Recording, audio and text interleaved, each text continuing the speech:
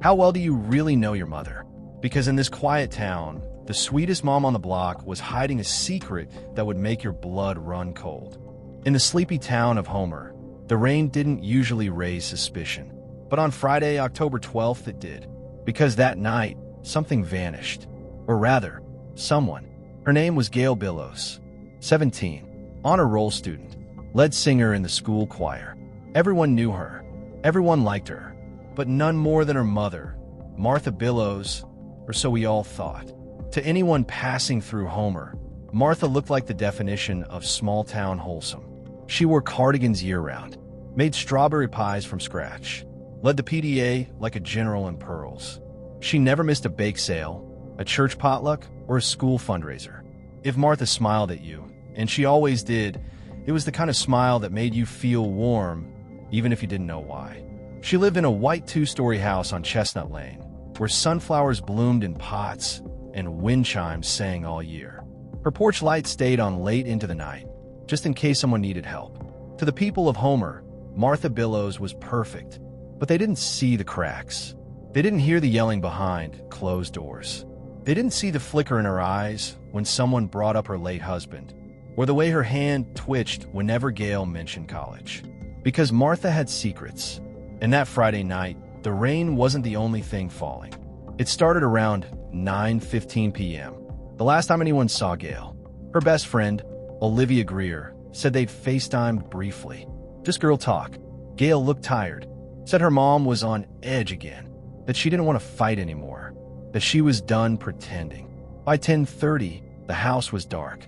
By 6 a.m., Martha was on the phone with the Homer Police Department, her voice trembling. "My daughter's gone," she said. "I think something's happened." Detective Roy Lanning was the first on the scene. Said Martha answered the door in her bathrobe, clutching a mug of cold coffee, her eyes wide and red.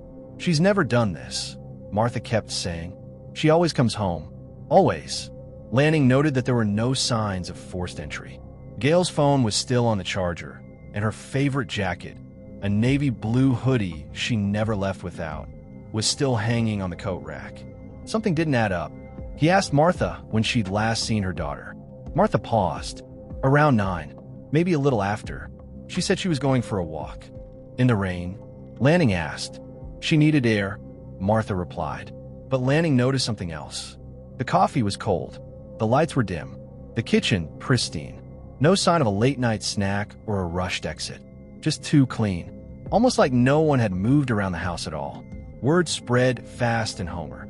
By lunchtime, Gail's face was on every bulletin board in town. Missing. 17. Brown hair. Hazel eyes.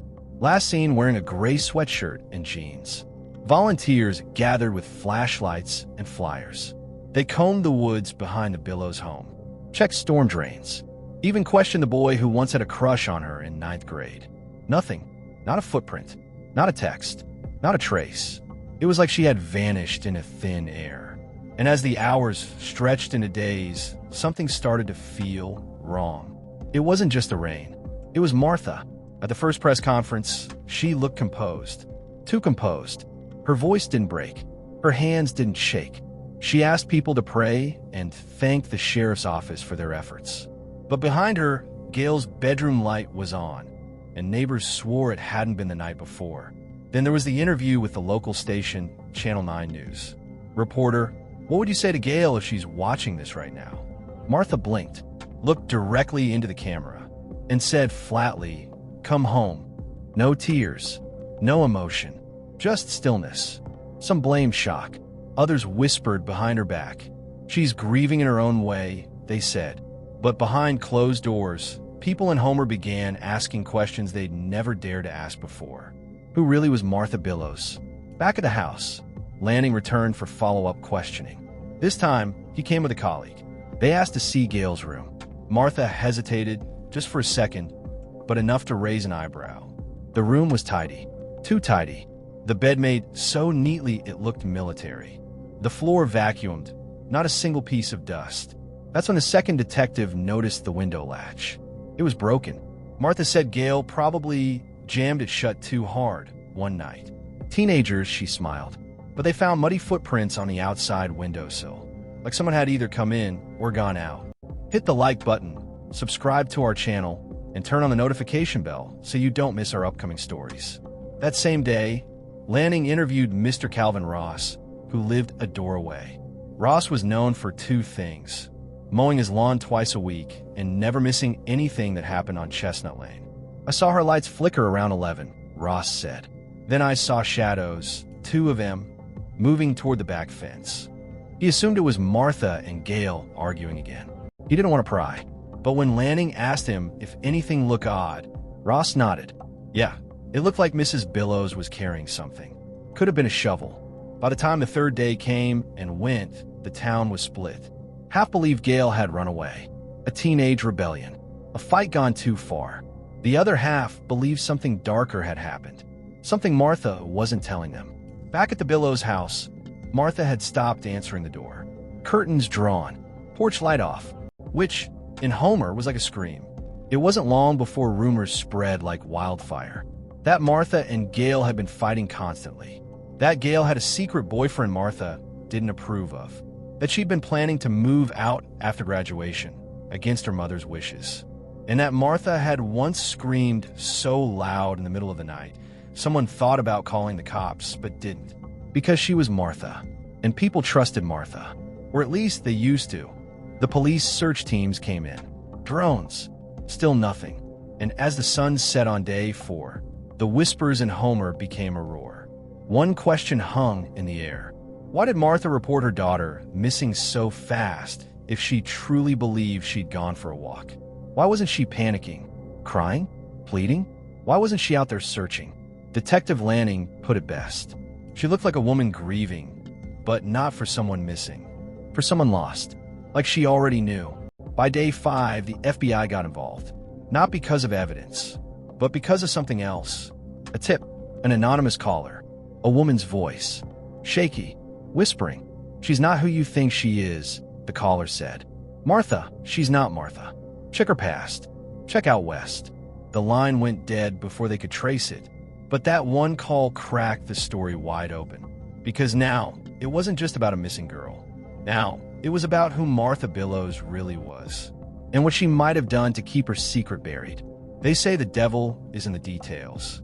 But in Homer, the devil might have been living in a 2-story house with a sunflower garden and wind chimes by the door. Because the night Gail Billows disappeared, everything seemed normal. Until it wasn't. October 12th, the last day anyone saw her. It started like any other Friday. Gail showed up at Homer High in ripped jeans and a blue hoodie, slouched in her seat, stared out the window during math. Something was off. Her best friend, Olivia, noticed it first. She was jumpy, she said, like she was waiting for something or someone. Third period, Gail got called out of class. Office said it was a family matter. No one knows who called, but when she came back, her eyes were red. She didn't say a word. By lunch, the storm clouds were rolling in, and so was the drama. It happened in the cafeteria. Witnesses say Gail snapped. She was arguing with a girl named Kelsey Rogan, the vice principal's niece. They weren't exactly friends. Then Kelsey said something. No one remembers what, and Gail threw her tray across the table. Food hit the wall. People screamed. Staff pulled her away. "You don't know anything about me," Gail shouted. "None of you do." She got detention, sent home early, but she never made it back to school after that. By 6 p.m., the rain had started, and neighbors on Chestnut Lane began to notice strange things. Mrs. Diane Mott, who lived next door, said she heard yelling. Martha and Gail were screaming at each other, she recalled. "I couldn't make out the words, but it was bad. Slamming doors. Crying." Another neighbor, Mr. Levi Gomez, swears he saw something worse. "I looked out my window around midnight," he said, "and I saw Martha in the backyard. She had this metal tub, and she was burning something in the rain." He said it smelled like plastic and fabric. Saw flames licking up through the darkness. Then black smoke. When asked why he didn't call the police, Levi shook his head. "She's Martha," he said. "Didn't think she'd be doing anything wrong." But now, he wasn't so sure. Back at the station, Detective Lanning asked Martha to recount the night. She sat stiffly in the chair, hands folded, voice even. "We argued," she admitted. "She said she wanted to leave, go live with her aunt in Chicago. I said no. I told her she needed structure, and she ran off. He asked what they fought about. She was acting out, Martha said. Sneaking out. Lying. I found messages on her phone from someone dangerous. I panicked. Lanning pressed for details. Martha clammed up. I don't want to say anything that would embarrass her if she's watching this, she added. But the more she talked, the more it felt rehearsed. And Lanning knew it. 3 days later, a search team combed through Martha's car, an old white Chevy Suburban with a dent in the back. They checked the glove box, the trunk, under the seats. That's when they found it, tangled in the back seat carpet, half hidden beneath the mat. A bracelet, beaded, delicate, with one-letter charm hanging loose, a silver gem. It was Gail's. Olivia confirmed it. She wore it every day, she said. It was a birthday gift from her dad before he passed. Only now it was stained, reddish-brown, dried. They tested the spot. It was blood. Martha was called back in for questioning. She didn't flinch when they showed her the bracelet. I haven't seen that in weeks, she said. Gail probably lost it, but Lanning noticed her fingers twitching, and the way her eyes avoided the evidence bag. She bled in your car, Martha, he said softly. Why? Martha didn't answer. At the press conference later that day, Sheriff Owens stood stiff at the podium. The investigation is ongoing, he said, but we're no longer treating this as a voluntary disappearance. That was Homer's way of saying, this is now a criminal case. People in town started locking their doors. Whispers filled every aisle in the grocery store, and the image of sweet, smiling Martha, the PDA queen, the cookie baker, began to crumble. Because if Gail hadn't run away, then where was she? And what had Martha done? There's something about basements. They're dark, damp, full of things we meant to forget. But in Homer, one basement was hiding something no one ever imagined. The search warrant came on a Thursday morning. Martha wasn't home. Detective Lanning stood on the front steps with 2 uniformed officers and a folded paper in his hand. His jaw was tight. He wasn't sure what they were about to find, but he knew it wouldn't be good. Inside, everything looked perfect, just like Martha.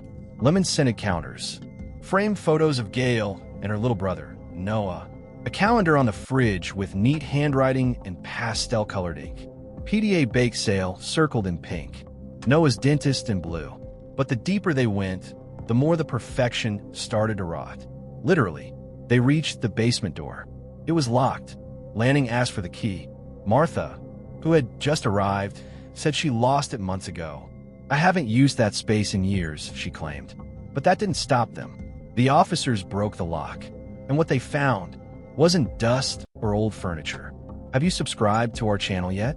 Hit that subscribe button and the notification bell so you don't miss any of our upcoming videos. The basement was colder than it should have been. Bare bulbs hung from the ceiling, casting weird shadows over the concrete walls. And in the far corner, behind a curtain of storage boxes, they found it. A large wooden trunk. Heavy, old, the kind you'd expect to find in an attic, not tucked away beneath floorboards. It was locked with a thick, rusted padlock. They pried it open, and the smell hit them first, stale metallic, wrong. Inside were items no small-town mother should ever have. Fake IDs, dozens of them, all with different names, different states. Some with Martha's face, others with faces no one recognized. Burner phones, some dead, some still buzzing faintly with low battery life. They bagged them immediately. And then, photographs, old, curled at the edges, faded with time. Women, all of them different ages, different backgrounds, different styles. Not one was from Homer. Some smiling, some mid-laugh, some looking straight into the lens like they didn't know it would be the last photo anyone ever took of them. Then they found the last photo, separate from the rest, taped to the lid of the trunk. A woman in a red scarf, her face half-shadowed, and scribbled beneath it, in red ink, were 4 chilling words. She knew too much. The room fell silent. Even the officers, trained for this, froze. Lanning took a step back. This wasn't just a missing persons case anymore. This was something else entirely. They brought the contents upstairs, laid them out. Martha sat on the couch, arms crossed, lips pressed in a flat line. When shown the IDs, she didn't blink. Old props, she said, from a Halloween party years ago. Lanning stared at her. All of them. She shrugged. The phones. No idea, she answered. Could have been Gail's. Or her friends. Teenagers, you know. But the photos? That was different. When they showed her the woman in the red scarf, Martha's face changed. Not dramatically, just for a second. But it was enough. A flicker of something, recognition or regret. Then she said calmly, I don't know her. Lanning didn't believe her. Neither did the town. News spread like wildfire. The woman with a Pinterest-perfect house had a trunk of lies in her basement. And the scribbled note? She knew too much. What did she know? Who was she? And more importantly, who was Martha Billows? Because suddenly, no one in Homer had an answer. Who is she? That's the question echoing across Homer. Through Facebook groups, across morning news, in hushed voices at church. Not where's Gail? Now, who the hell is Martha Billows? They didn't get the answer from the town. They got it from a phone call. Retired FBI agent Francis Keller was sitting in his farmhouse outside of Boise when the news segment aired. Trunk, photos, blood, disappearance. He froze mid-sip of coffee. He knew that face. He hadn't seen it in 20 years, but he never forgot. He picked up the phone and called the Homer Police Department. Within 24 hours, Detective Lanning had a name. And it wasn't Martha Billows. Her real name was Janice Stetson. Born in Michigan, moved around a lot. A ghost with a long shadow. She wasn't just a PDA mom. She was a fugitive, wanted in 3 states. Fraud, kidnapping, suspected homicide. Her trail had gone cold 2 decades ago. Until now, Lanning pulled her file. It was thick, page after page of crimes, most nonviolent, most clever. She conned her way through rich neighborhoods and charity boards. But it wasn't just about money. Something darker lurked underneath. 20 years ago, in a quiet suburb outside of Chicago, Janice was living under a different name, Celia Maxwell. She had a best friend then, a woman named Tana O'Rourke. People said they were inseparable. Until Tana died. They called it an accident, a fall down the stairs. No foul play. But Francis Keller, then a lead profiler, didn't buy it. Because just 2 days after Tana's funeral, Janice vanished. No trace, no forwarding address, nothing. And Tana, her autopsy said she'd been dead at least 6 hours before the 911 call was made. Keller had been chasing Janice ever since, until she became Martha Billows. They ran her fingerprints from the trunk. Match confirmed. The kind PDA mom who hosted lemonade stands and taught kids how to frost cupcakes wasn't real. She was Janice Stetson, a woman who'd made a career of lies. And now, Detective Lanning had a terrifying new question. Was Gail even her daughter? Or he left that thought hanging. They had a team of officers watching her every move. In every small town, there's always one person who sees everything, but says nothing until it's too late.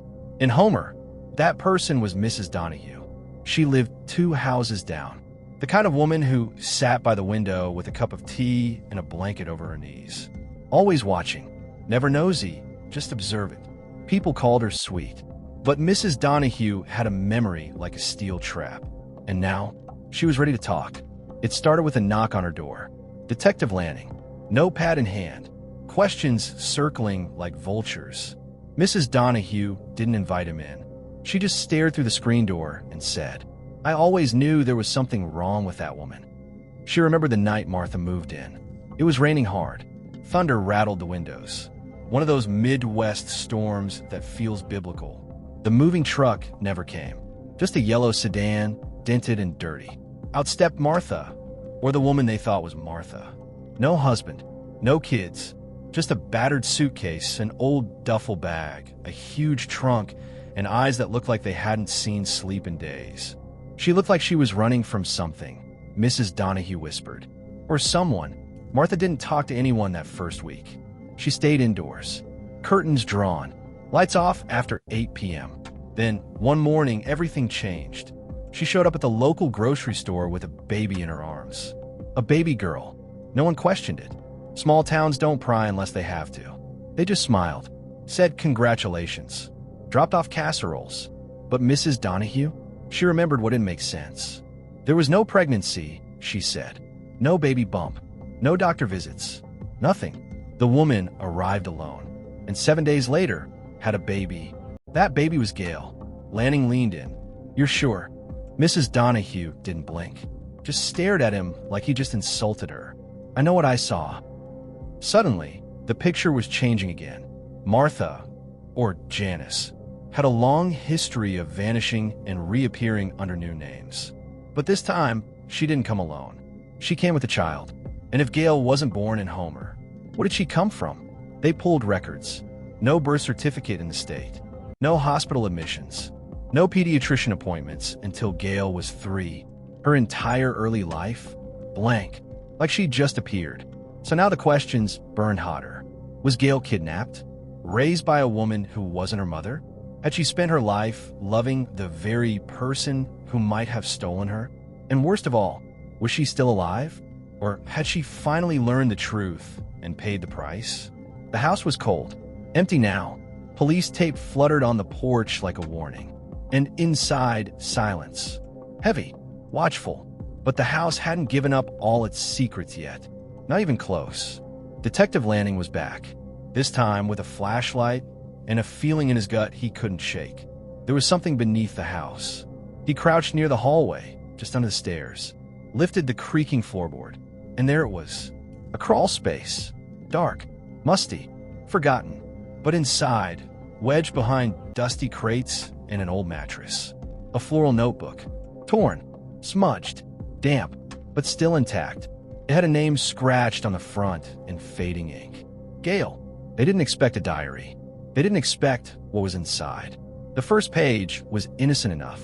Dates, doodles, mentions of high school drama. But as the pages turned, the tone shifted. Have you subscribed to our channel yet? Hit that subscribe button and the notification bell so you don't miss any of our upcoming videos. The tone became frantic, angry, scared, like a girl trapped inside her own life, finally starting to question everything. One line stood out. I found the attic box again. She lied about everything. Another, written days later. Why are there birth certificates with different names? Who is Martha really? Why is my name on one, next to a woman I don't know? Then one entry, half a page long, ink smudged as if someone had wept while writing it. Just 11 words. I don't think she's my mom. I think she killed mine. That line hit like a punch. The room seemed to stop. Lanning reread it again. And again. This wasn't just a scared teenager venting. This was evidence. Gail had discovered something. Another entry. She told me never to go into the attic. I went anyway. There were passports, photos, a lock of hair in a plastic bag, and a letter addressed to someone named Janine. Martha isn't her name. She's hiding from something. I need to know what. The last entry was dated 3 days before she vanished. I'm going to ask her tonight. I deserve to know. I'm not scared anymore. If anything happens to me, someone needs to read this. Someone had. And now, Lanning's hands trembled. Gail had known the truth, or part of it. She was going to confront Martha. And then, she disappeared. One of the final torn pages had only a single sentence. She's not who she says she is. And I don't think I'm safe anymore. The attic was searched. With forensics, they found the box Gail mentioned. Inside, 3 fake passports, all with Martha's photo, different names, 3 birth certificates, and a photograph of a smiling woman with dark curls and kind eyes. On the back, written in delicate handwriting, "To my sweet Gail, you'll always be my little star. Love, Mom." That woman wasn't Martha, and her name matched the missing person report from 17 years ago. A woman named Karen Denton, a woman presumed dead. Gail's real mother? The question now wasn't just where was Gail, it was, had she gotten too close to the truth, just like the others? The wind howled that morning, cold, sharp, like the earth itself was bracing for what was about to be uncovered. The search team had been combing the property for days. The old house where the woman in the picture was said to have lived. It had been abandoned to years. Still, something kept pulling them back to the orchard. The old apple trees stood tall, gnarled and dying. No one had picked fruit here in years. The grass was wild, untamed, but the dogs, they wouldn't stop circling one spot. A tree with a twisted trunk, low branches like arms outstretched in warning. The handler gave the signal. The digging began. Just beneath the surface, Less than 2 feet down, the shovel hit fabric. Then something softer. The moment turned still. No birds, no wind, just the scrape of metal against dirt. A shallow grave. And inside bones. Detective Lanning stepped forward. His breath fogged in the air as he knelt beside the hole. The body had been there a long time. Clothing decayed. Hair gone. But there was something wrapped around the wrist. A bracelet. Worn. Cracked. But the name was still legible. Karen Denton. The name hit like thunder. Karen. The woman from the photo in Gail's diary. The one with the note. To my sweet Gail. The one who vanished 17 years ago without a trace. Until now, DNA tests came back in days. No hesitation. No margin for error. It was her, Gail's real mother, buried behind the house where Gail could have grown up, but now calling her mom's killer mom. The truth was now undeniable. Janice Stetson, under the name Martha Billows, had murdered Karen Denton, stolen her child, and lived undetected in Homer for almost 2 decades. She'd baked cookies, volunteered at the PDA, won Best Parent awards, all while hiding a body in a backyard many miles away, all while raising the child of the woman she'd buried. When the news filtered back to the sleepy town of Homer, the town reeled. News vans lined the streets. Reporters shoved microphones at neighbors. How could no one have known? How could a woman like that look so normal? Detective Lanning stared at the tree. It had grown thick and strong over the years, fed, unknowingly, by the soil above a grave. He whispered, "No more secrets." But one question still haunted him. Where's Gail now? The stuffed animal sat untouched on Gail's bed. A faded brown rabbit with one ear half torn and a stitched-up belly. Childhood comfort turned forgotten decor. No one had thought to check it. Until now. Detective Lanning stood frozen, eyes narrowing at the uneven stitching. He pulled a seam. Inside, a phone. Old, dusty, no charger in sight. But when they powered it up, the screen lit. One voice memo, time-stamped, 11:02 p.m., exactly 1 hour before Gail is said to have vanished. They played the file, and the room went silent. Gail's voice came through, trembling, fierce, determined. If you're hearing this, I was right. She's not who she says she is. Please don't let her get away with it. My name is Gail Denton. My real mother's name was Karen. And I think the woman I live with killed her. I found everything. The names, the lies, the pictures. She says she loves me. But love doesn't come with secrets like that. If I disappear, if something happens to me, don't believe a word she says. Promise me you'll tell someone. End of recording. Lanning sat in stunned silence. This wasn't just evidence. It was a plea, a warning, a goodbye. The file was sent to the FBI, leaked, uploaded. Within hours, it went viral. TikTok, Twitter, YouTube. Millions heard Gail's voice. Her fear, her bravery. The girl who tried to save herself, even as the walls closed in. The hashtag Justice for Gail exploded. Podcasters, influencers, and journalists flooded the tiny town of Homer. Have you subscribed to our channel yet? Hit that subscribe button and the notification bell so you don't miss any of our upcoming videos. Memorials appeared outside the Billows home. Candles, teddy bears, handwritten notes. She was just a kid. She knew something, and she paid for it. She tried to warn us. The case became a national obsession. But for Lanning, it was something else. Personal. That voice memo wasn't closure. It was a new beginning, because now he had a promise to keep. Gail had left breadcrumbs. He just had to follow them. For weeks, the footage had been sitting in an evidence locker. Unwatched, overlooked. The camera had been wired above the back porch, mostly to catch raccoons. But someone thought to double-check it, just in case. Just in case it was still functioning and there might be something. And that's when they saw it. Timestamp, 11:47 p.m. Black and white grain. Night vision flickering. The backyard. Still. Quiet. Then movement. Gail. Barefoot. In pajamas. Stumbling into the trees. She clutches something in her hand. A phone? A flashlight? She looks over her shoulder. Frightened. And then, Martha. Calm. Controlled. Holding a shovel. She follows Gail into the darkness without a word. The woods swallow them whole. and the screen goes still. Then 90 minutes later, Martha or Janice returns. Alone. Then no more frames. Just trees, wind, silence. The investigators freeze. Everything makes sense now. The voice memo. Gail knew the truth, and she was going to expose it. But Martha, Janice, couldn't let that happen. The footage doesn't show what happened, but it shows enough.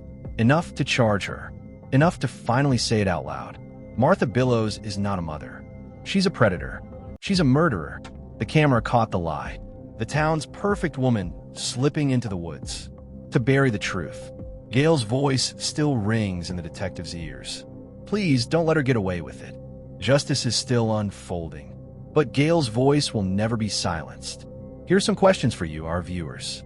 What would you have done if you were Gail? How would you have handled the situation knowing the truth about your mom? Do you believe Gail's final message was a cry for help or a warning for everyone else? Share your theories below. What was the moment that gave you chills the most in this story? Share your thoughts with us in the comments section. Hit the like button, subscribe to our channel, and turn on the notification bell so you don't miss our upcoming stories.